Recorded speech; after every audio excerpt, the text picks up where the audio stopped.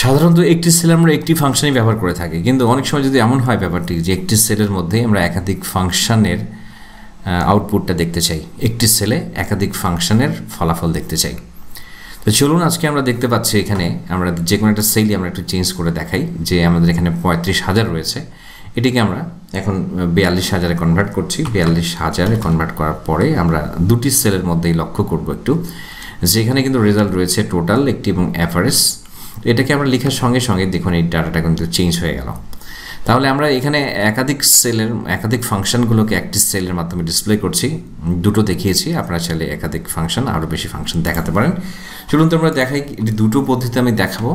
প্রথমেই দেখাচ্ছি যে আমরা যেটি যোগ করতে চাই, যেখানে রেজাল্টটা দেখতে চাই। তো আমরা এখানে চাচ্ছি যে আসলে আমরা শুধু এখানে ফাংশনই দেখবো না, এটার সঙ্গে আমাদের বাড়তি কিছু মেসেজও থাকতে পারে। তো এই জন্য আমরা প্রথমে এখানে ডাবল কোটেশন দিয়ে যে মেসেজটা আমরা প্রিন্ট করতে চাই, সাপোজ আপনি যদি টোটাল লিখতে চান বা গ্র্যান্ড টোটাল লিখতে চান, যা লিখতে চান আপনি, তো এখানে যে টোটাল লিখতে হবে ব্যাপারটা এমন না। একটা আমরা এখানে জাস্ট এখানে টোটাল কথাটা লিখলাম, লেখার পর আমরা ইকুয়াল দিয়ে আমরা একটা স্পেস ব্যবহার করে রাখবো। একটু একটা বা দুটো স্পেস আপনারা দিয়ে দিতে পারেন। তো এখানে আমরা যেভাবেই লিখবো আউটপুটে কিন্তু সেভাবেই দেখাবে। তো এবার আমরা চলে যাচ্ছি আমাদের যে ফাংশনটি আমরা যেটা ইউজ করব, সেই ফাংশনটি এখানে অ্যাড করার জন্য আমাদের এখানে অ্যাম্পারস্যান্ড ইউজ করতে হবে। অ্যান্ড বা অ্যাম্পারস্যান্ড যে সাইনটা সেটা ব্যবহার করতে হবে। তারপরে আমরা এখানে ফাংশনটা লিখবো যে ফাংশনটা ব্যবহার করতে চাই। তো এইভাবে যে কোনো ফাংশন আপনি ইউজ করতে পারেন।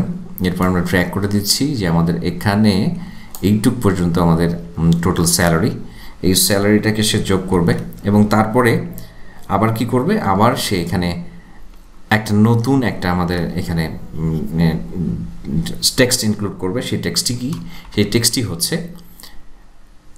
একটু স্পেস আমি দিচ্ছি কারণ এখানে স্পেস না দিলে লেখাগুলো জোড়া লেগে যাবে। আপনারা যদি এখানে স্পেস না দিয়ে করে দেখবেন যে লেখাটা জোড়া লেগে যাবে, একটার সঙ্গে আরেকটা অ্যাড হয়ে যাবে।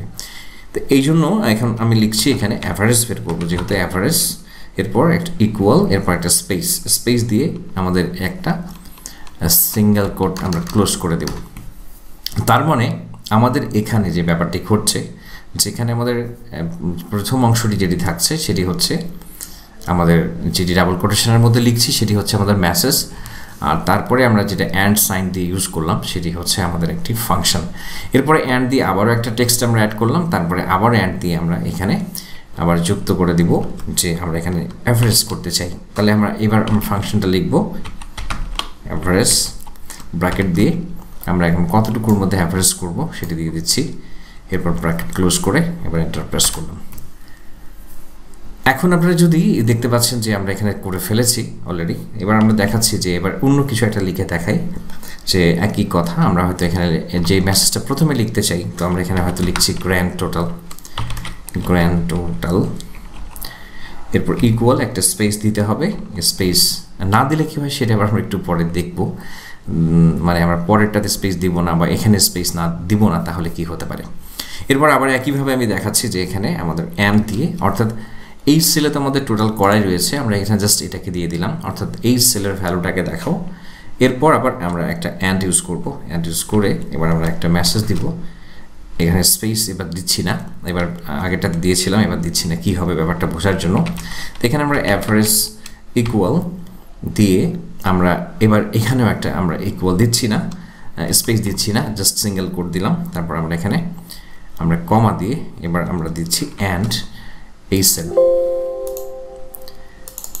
আবার এখানে অ্যান্ড ইউজ করা হয়নি, তো অ্যান্ড দিয়ে দিচ্ছি অ্যান্ড এই সেল। ওকে, এবার আমরা দেখতে পাচ্ছি একই রেজাল্ট আমাদের দেখাচ্ছে। দেখুন এটাতে গ্র্যান্ড টোটাল লিখেছি, কিন্তু আমি যেটা বলছিলাম যে আমরা যদি এখানে আমরা যে ফর্মুলাটা ইউজ করেছি সেখানে যদি আমরা এখানে স্পেস ব্যবহার না করি, এবার আমরা স্পেস দিয়ে দিচ্ছি। দেখুন এখানে স্পেসটাই হচ্ছে এখানকার স্পেস। তা আপনি এখানে যত স্পেস দিবেন তত স্পেস করে এখানে দেখাবে, অর্থাৎ অ্যাভারেজের সামনে আমরা যত স্পেস দিব আমাদের এইখানে আউটপুটে কিন্তু সেই গ্যাপটাই এখানে শো করছে। তো আশা করি বিষয়টি আপনাদের ভালো লেগেছে। তো এরকম মজার ছোট্ট অনেক প্রয়োজনীয় ভিডিওগুলো, যেটি আমাদের অনেকটা এক্সেলের মধ্যে আমরা একটু কাস্টমাইজেশন আনতে পারছি।